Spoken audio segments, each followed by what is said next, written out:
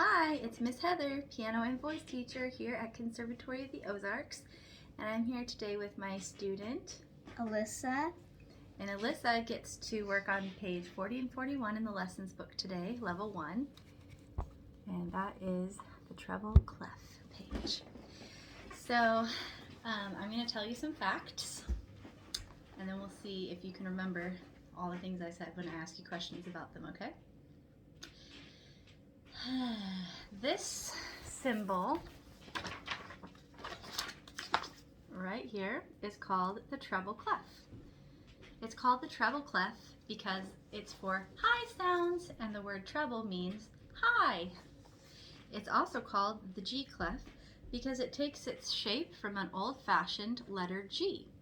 The second reason it's sometimes called the G clef is because it identifies the G line, because the G line, which they made blue here, goes right through the curve.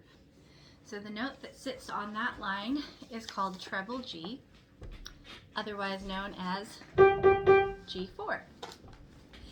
In the treble clef, you use your right hand, usually. It's for high sounds middle C and above. Middle C and above are included in the treble clef. And we have 5 line notes. The way we remember the treble clef line notes are: every girl breathes deadly fire.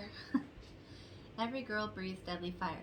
And so those correspond with this E right here, the E right above middle C, and that is E4. Every girl breathes deadly fire. And we have this space heater off because it kind of makes noise for the video. And we also have 4 space notes.